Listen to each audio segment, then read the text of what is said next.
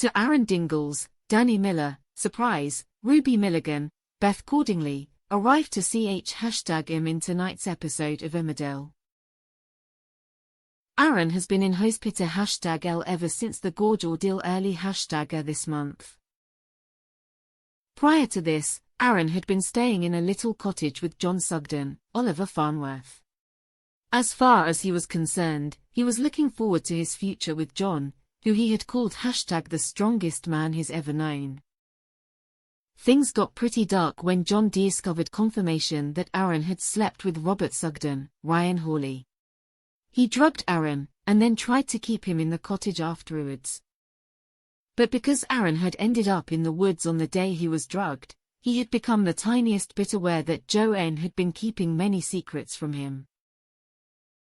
As the drugs wore off, Aaron found Mackenzie Boyd's, Lawrence Robb, phone among his husband's belongings, allowing him to work out the flashbacks he had experienced that featured him hearing Mac's voice and staggering through the woods were absolutely true. After John told Aaron about being responsible for numerous crimes in the village, he threw himself and his partner from a cliff face. The couple were rushed to hospital, but John came out the other end relatively unscathed. As a result of suffering a bleed on his brain and his other injuries being a lot more severe, Aaron was placed in a coma. Aaron woke up a couple of days ago, and immediately told his loved ones that Joanne was holding Mackenzie hostage. This led to the villagers also learning that John had murdered Nate Robinson last year. In tonight's episode, Aaron #S still recovering. Ruby arrived just #T as he angrily threw a carton of apple juice across the room, allowing her to immediately establish he wasn't coping. Aaron wasn't here for Ruby's comments about people caring and understanding. He was full of self-hatred, annoyed at himself that he never listened to Robert and Mackenzie, who knew all along that John was bad news.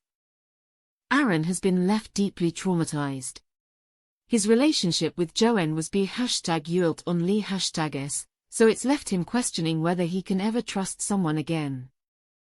Ruby told Aaron that constantly rebuilding himself after an ordeal makes him incredibly strong. Of course, Aaron didn't feel particularly strong or brave in that moment, but he was touched by Ruby's words. These two characters connected earlier this year, when Aaron learnt that Ruby's father sexually abused her. Because Aaron was also abused by his biological dad when he was a child, he was able to be there for Ruby as her repressed trauma came to the surface. As a result of this, Ruby has now found herself in a position #N to return the gesture.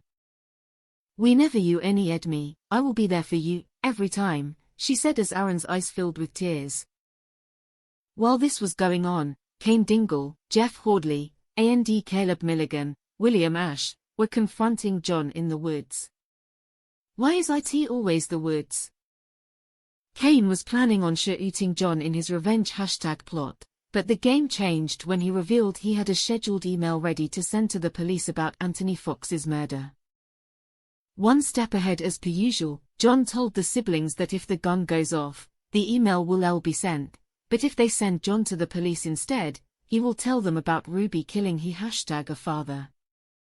It seemed letting John go on the run was the only way to keep their family safe.